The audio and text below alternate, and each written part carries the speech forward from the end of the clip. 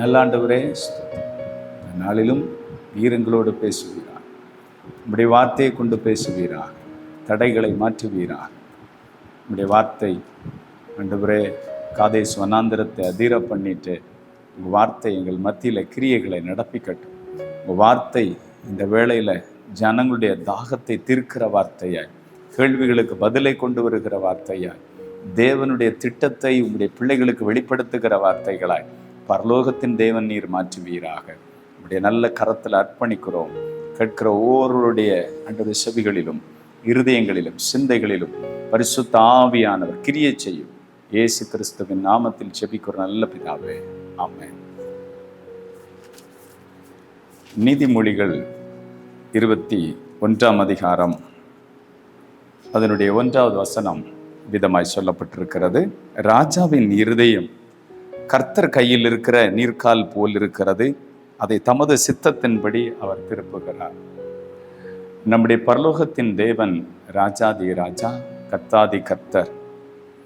அவர் கையில் இந்த தேசத்தில் உள்ள அதிகாரத்தில் இருக்கிறவர்கள், மனிதர்கள், ஒவ்வொருவருடைய இருதயமும் அவருடைய கையில் இருக்கிற ஒரு நீர்க்கால் போல் இருக்கிறது. அவருடைய விருப்பத்தின்படி அவர் திருப்புகிறவர். அவர் எப்படி ஆண்டவர் ராஜாக்களுடைய இருதயத்தை திருப்பினார், அவர்களை கொண்டு தேவ பிள்ளைகளுக்கு தீமைகளை நன்மையாக மாற்றினார் என்பதையெல்லாம் நம்ம தியானிப்போம். கர்த்தர் இன்றைக்கு நம்மோடு பேசுவாராக. 2 ராஜாக்களின் புஸ்தகம் 4ஆம் அதிகாரத்தில் நம்ம வாசிக்கும் பொழுது அங்கே தேவனுடைய மனுஷனாகிய எலிசாவை குறித்து இங்கே வாசிக்க முடியும். எலிசாவின் நாட்களில் எலிசா சூனேமுக்கு போகிறாரு. 4ஆம் அதிகாரம் 8வது வசனத்தில் அங்கே கனம் பொருந்தின ஒரு ஸ்திரீ அவனை போஜனம் பண்ணும்படி வருந்தி கேட்டுக்கொண்டாள். அப்படியே அவன் பயணப்பட்டு வருகிற போதெல்லாம் போஜனம் பண்ணும்படி அங்கே தங்குவான். அவள் தன் புருஷனை நோக்கி, இதோ நம்மிடத்தில் எப்பொழுதும் வந்து போகிற தேவனுடைய மனுஷன், இவர் பரிசுத்தவான் என்று காண்கிறேன்.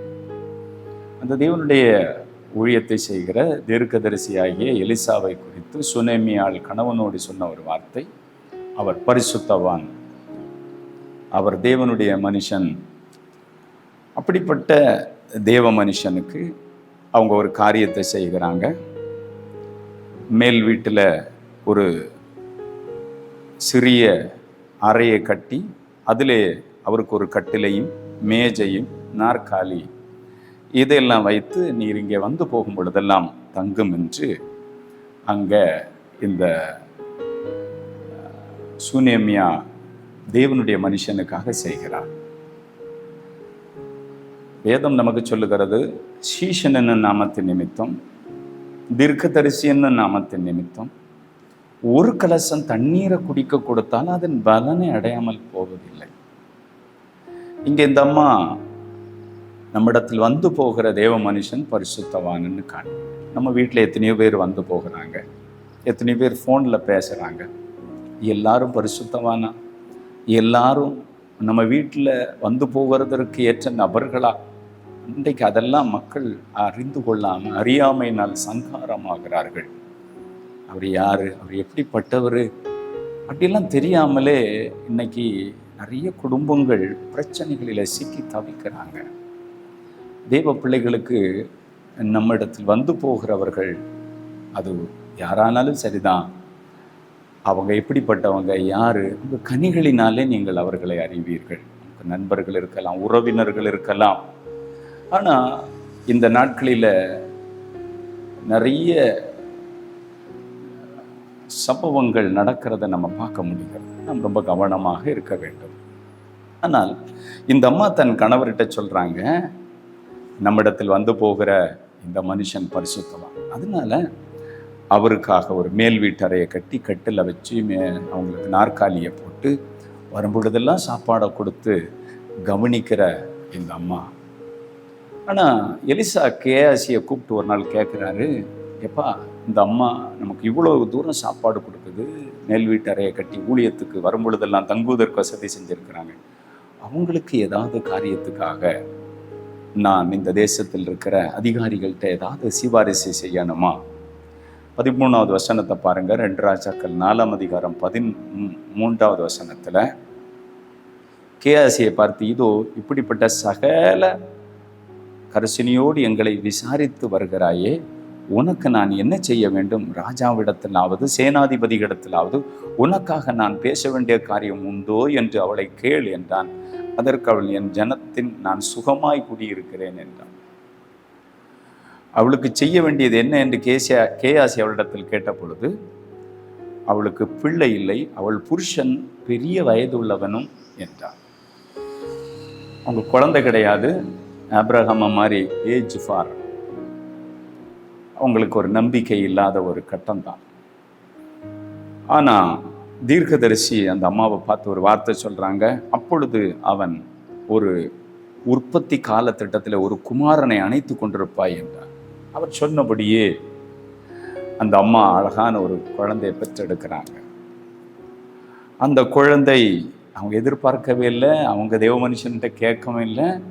தேவனுடைய மனுஷன் தேவனுடைய ஊழியத்துக்காக போகும் பொழுதெல்லாம் இந்த அம்மா செய்த அந்த உபசரணைகளை அறிந்த அம்மா அந்த தேவ மனுஷன் கேட்டு அவங்களுக்கு அந்த குழந்தை உண்டாகுன்னு சொல்கிறாங்க. அதே மாதிரி அந்த அம்மா குழந்தையை எடுக்கிறாங்க. ஆனால் ஒரு குறிப்பிட்ட ஸ்டேஜ் வளர்ந்த பிறகு அந்த பிள்ளை சிக்காகுது. பிள்ளைக்கு பயங்கரமான பலவீனம் வருகிறது. பிள்ளை மரித்து போகிறது.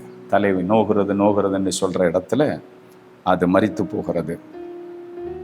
அதை தேவ மனுஷன் சொல்லுகிறான்.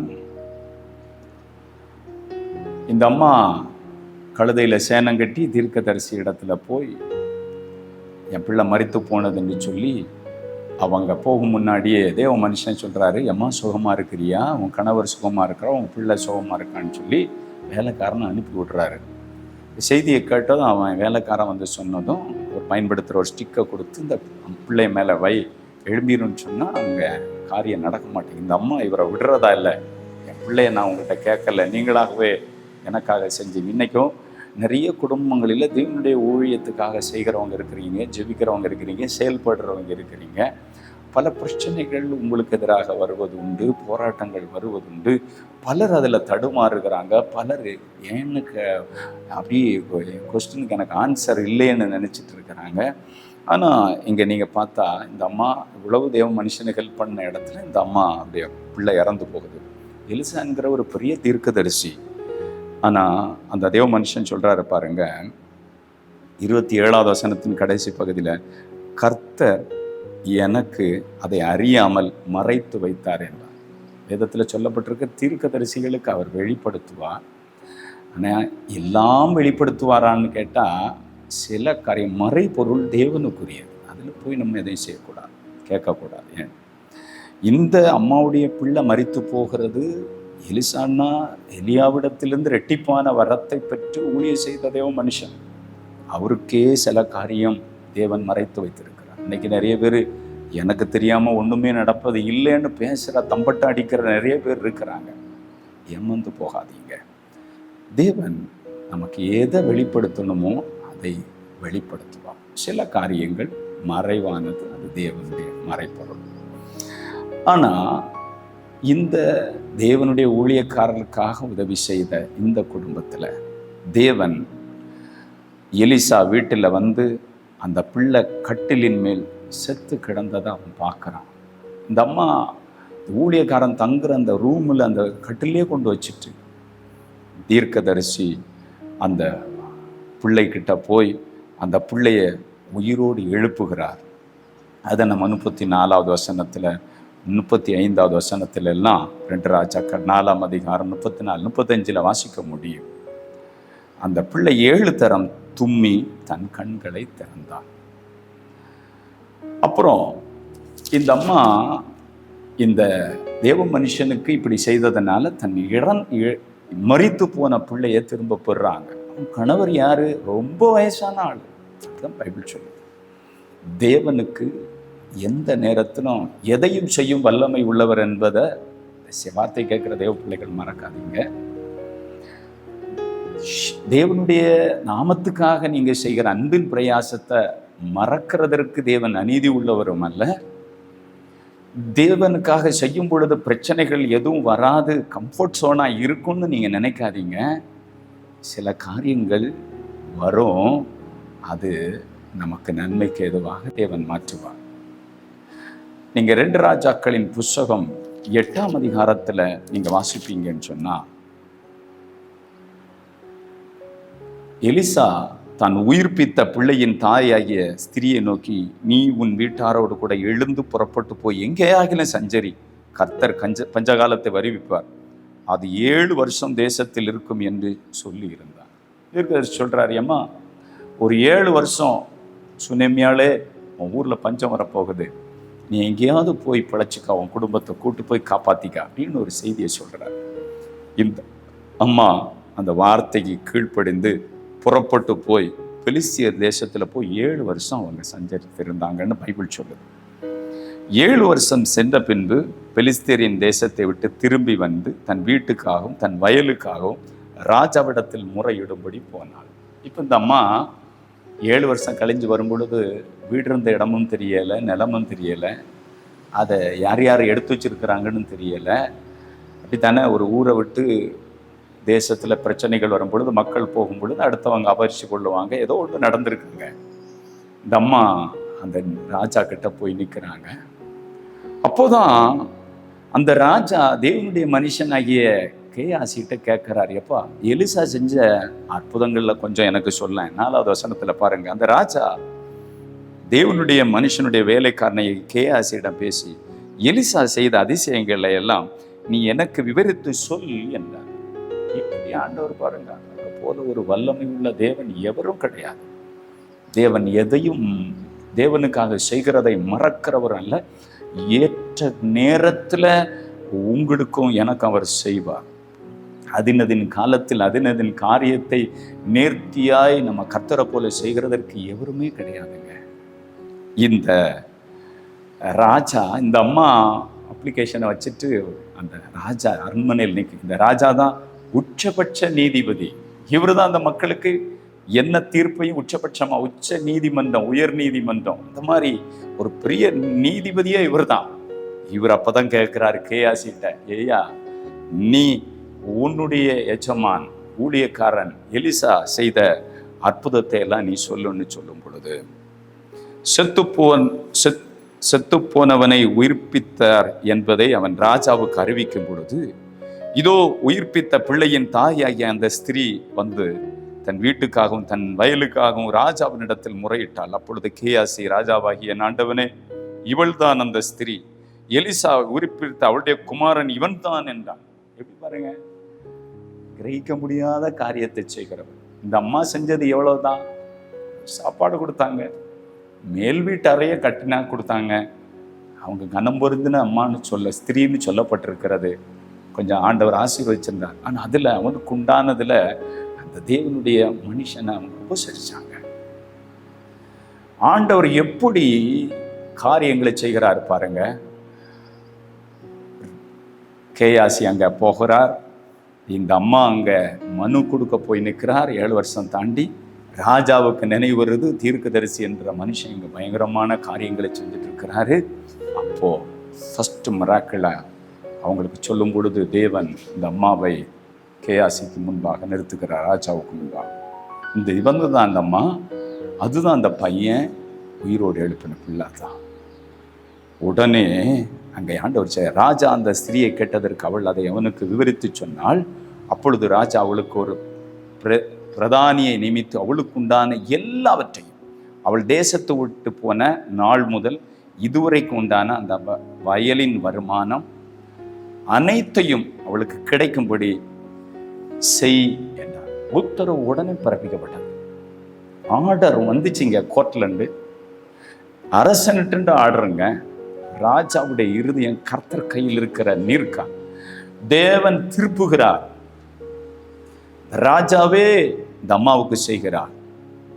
ஆண்டவர் எவ்வளவு பெரியவர் பாருங்க. நீங்க ஒருவேளை ஆண்டவருக்காக செய்து சோர்ந்து போய் நீங்க இந்த செய்தியை பார்த்துட்டு இருக்கலாம். ஆண்டவருக்காக ஊழியம் செய்து நீங்க சோர்ந்து போய் இருக்கலாம். நீங்க ஒருவேளை கர்த்தருடைய ஆலயத்துல பல காரியத்தை செய்து நீங்க சோர்ந்து போய் இருக்கலாம்.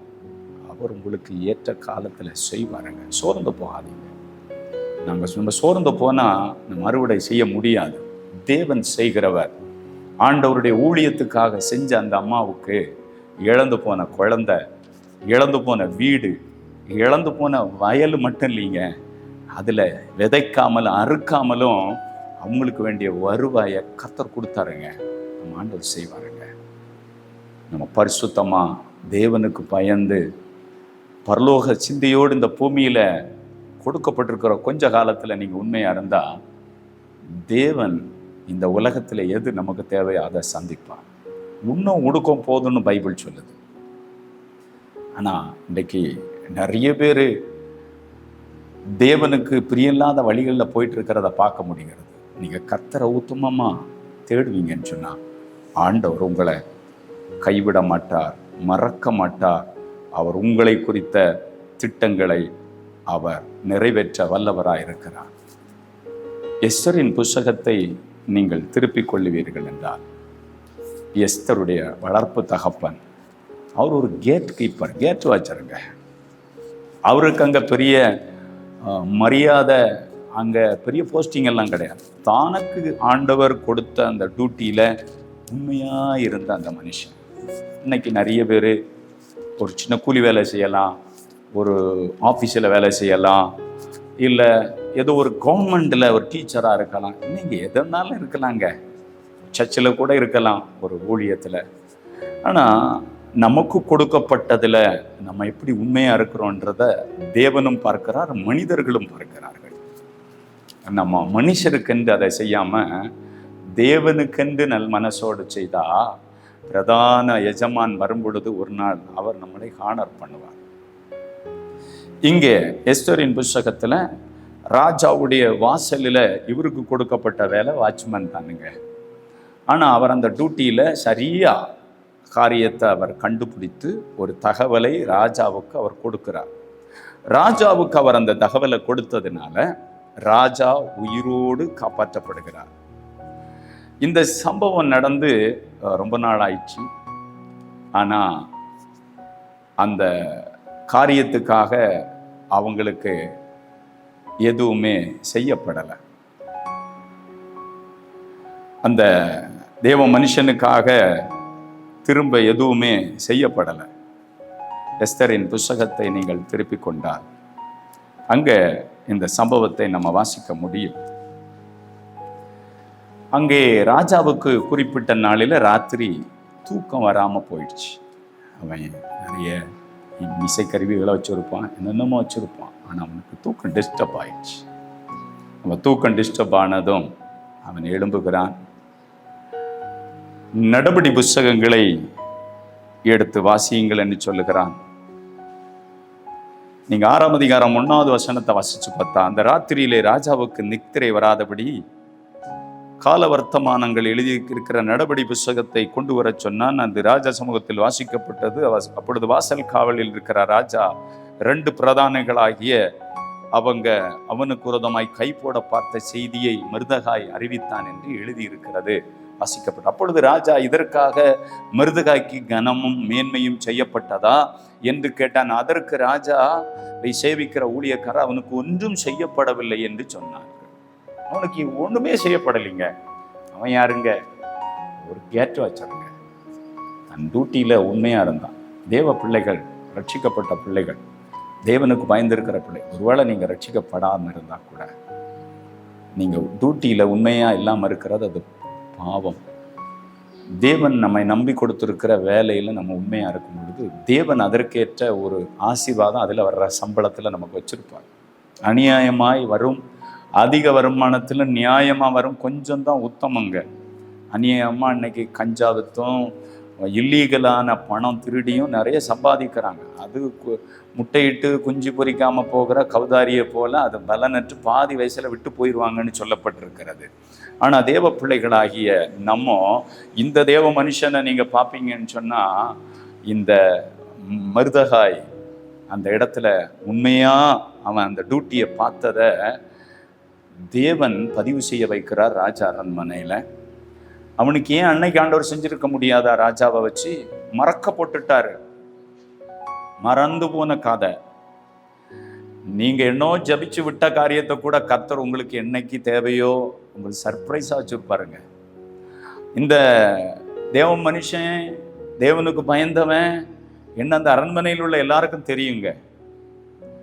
நம்ம இயேசு கிறிஸ்துவின் வருகையில் எடுத்துக்கொள்ளப்படணும்னு சொன்னாலும் ஏனோக்கு அவன் எடுத்துக்கொள்ளப்படும் முன்னே சாட்சி பெற்ற ஒரு வாழ்க்கை வாழ்ந்தான். இந்த மனுஷனை குறித்து சொல்லப்பட்டிருக்கிறது, இவங்க ஒரு விதமான மக்கள், இவங்க அவங்க வழக்கத்தின்படி குடிக்கிறது, பீடி அடிக்கிறது, விக்கிரகத்தை ஆராதிப்பது, பேச்சுத்தனம் பண்றது, இதிலெல்லாம் அவங்க கலவாத மக்கள் என்றத அந்த அரசவையில் இருந்த எல்லாருமே இந்த யூதனை குறித்து அறிந்திருந்தார்கள். நம்ம வாழ்க்கையை குறித்து என்ன அப்போஸ்தலர் 2 சொல்லுகிறது, நீ உங்களை நான் மற்ற ஜனங்களிலிருந்து பிரித்தெடுத்தேன், நீங்க என்னுடைய மக்கள், நீங்கள் இந்த பூமிக்குரிய பிரஜைகள் அல்ல, உங்களுடைய குடியிருப்பு பரலோகத்தில் இருக்கிறது, அங்கே இருந்து ஆண்டவராய் இயேசு கிறிஸ்து வர காத்திருக்கிற நம்ம கரையற்றவர்களும் பிழையற்றவர்களுமா இருக்கணும்னு ஆண்டவர் விரும்புகிறார்.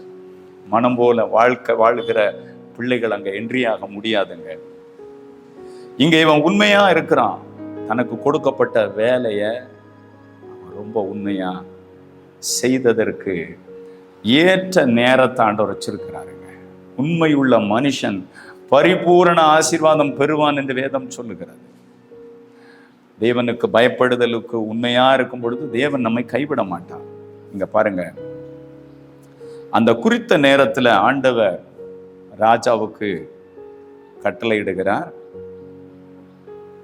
அப்பொழுதுதான் ஆமான் தான் செய்த தூக்கு மரத்துல, எஸ்தர் 6ஆம் அதிகாரம் 4வது வசனத்தை பாருங்க, சத்துருக்களுக்கு முன்பே எனக்கு ஒரு பந்தியை ஆயத்தப்படுத்தி என் தலை எண்ணெயால் அபிஷேகம் பண்ணுகிறார், என் பாத்திரம் நிரம்பி வழி.